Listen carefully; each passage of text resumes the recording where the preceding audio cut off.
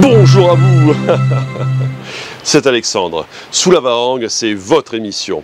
Sous la Varangue est une émission culturelle consacrée à l'art, aux traditions, à l'histoire et à l'événementiel. Connaissez-vous le Moré? Parce que pour vous, je pars à la rencontre d'un grand champion de Moré, Fabien Tazard. Et ça sera pour l'occasion du projet Rescue Océan à la ravine du Chaudron. Et c'est tout de suite dans Sous la Varangue.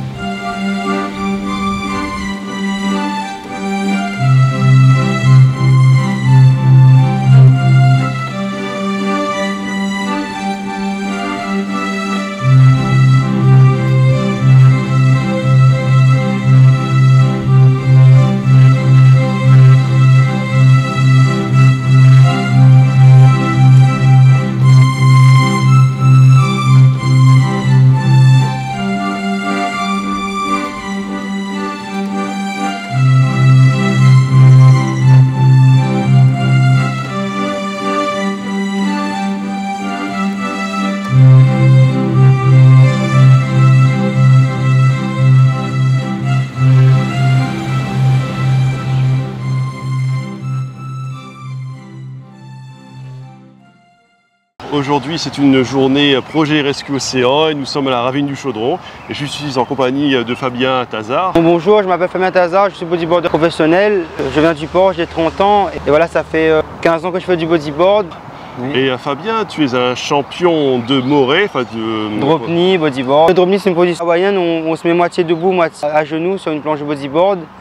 Et c'est un peu un mélange entre le surf et le bodyboard. Tu as eu la 3e place l'année dernière, ouais, oui. Donc tu es 3e au niveau mondial. Mondial, oui. Ouais, c'est extraordinaire. C'est extraordinaire, oui. J'ai déjà été champion de la Réunion, champion de France de drop knee. L'année dernière, j'étais 3e mondial de drop knee et là, cette année, je vise le titre. Et aujourd'hui, tu viens aider le projet Rescue Océan oui. dans cette action justement écologique. Voilà, pour nettoyer le littoral. Je me suis engagé dans mon projet de Rescue Réunion pour le respect de la nature, pour le nettoyage du littoral. Et voilà, c'est une fierté pour moi d'être là. Quand je suis revenu du Chili, il y a Benoît qui m'a contacté pour être en ambassadeur. Du coup là, je suis fier d'être ambassadeur. Et là, c'est ma première action, on va dire, nettoyage, parce que en fait, je suis très sensible à ça. Parce que moi, je suis presque tout le temps sur le littoral, sur la plage. Et je vois tout le temps des déchets et de moi-même, je fais en sorte de ramasser, mais voilà, c'est encore mieux de faire une action tous ensemble. Voilà, du coup, je suis fier d'être là avec l'équipe. Voilà.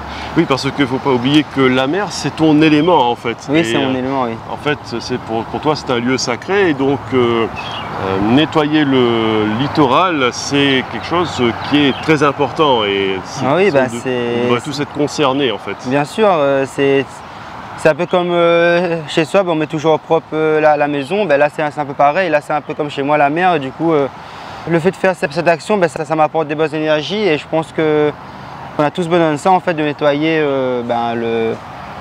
l'endroit en fait, qu'on aime. Et voilà, tout ça, ça vient de nous, des humains. Du coup, c'est un peu la bonne cause, quoi. Ouais. Voilà. Et alors, comment as-tu pris connaissance de projet Rescue Océan, justement? Justement, c'est Benoît qui m'a contacté. Ensuite, Benoît Barbota, voilà. Barbota, voilà.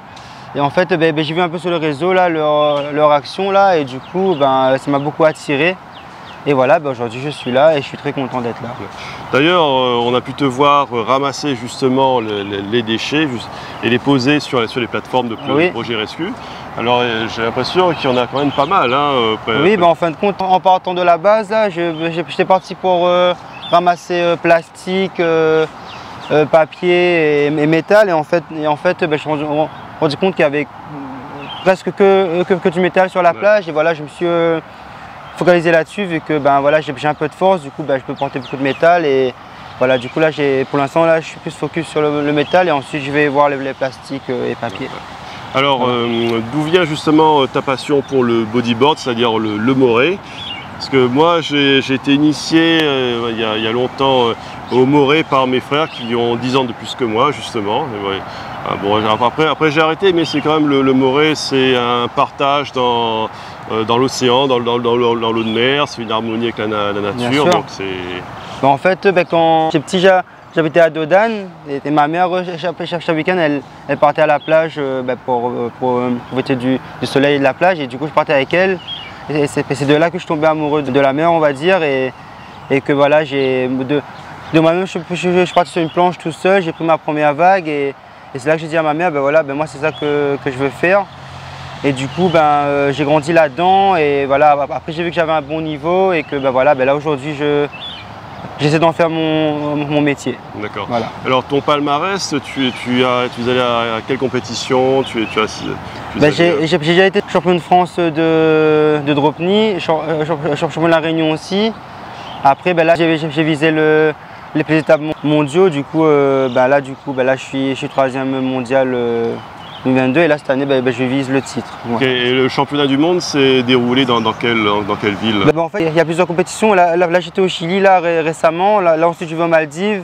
Et après, là, c'est le Portugal en septembre. Voilà. Comment se porte justement le sport maintenant, le Morée ici à La Réunion, après toutes ces péripéties? J'ai l'impression qu'il y a des écoles de surf qui redémarrent et que c'est reparti. Oui, ça commence à s'apaiser. Il y a plein de dispositifs qui sont mis en place pour pouvoir toujours initier le surf à La Réunion.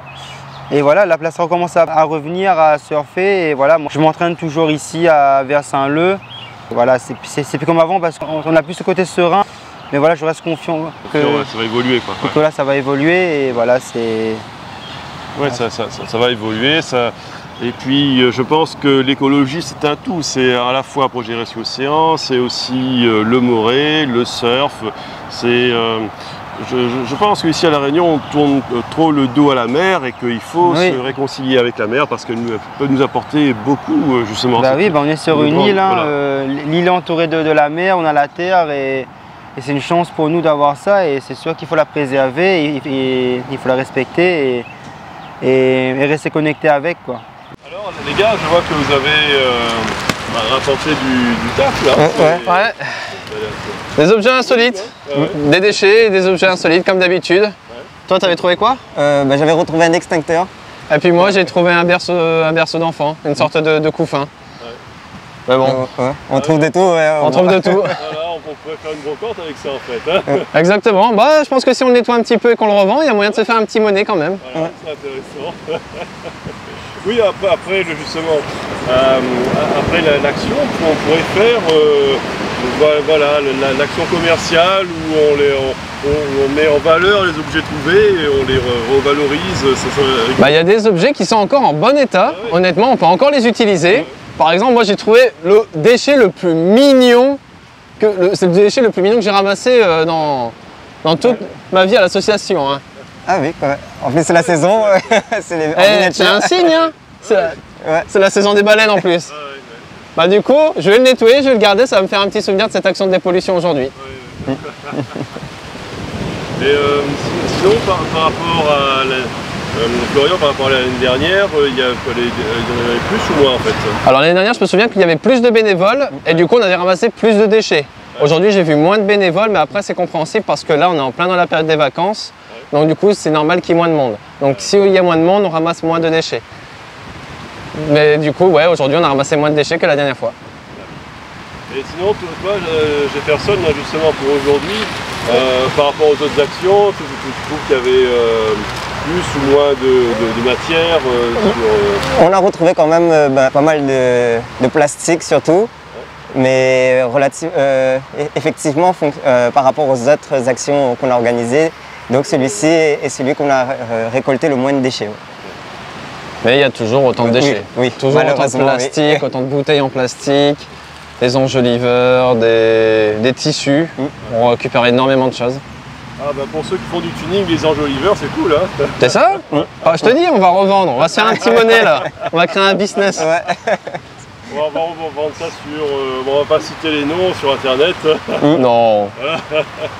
On va créer notre propre site de revente. Voilà, c'est ça. Si ça peut servir. Voilà. Ok. Merci les gars. Merci à toi. Je remercie Fabien Tazard pour cette interview. Et n'hésitez pas à passer lorsque Projet Rescue Océan fait une opération. Et moi, je vous souhaite une bonne journée et je vous donne rendez-vous pour un prochain numéro de Sous la Varangue. À très bientôt.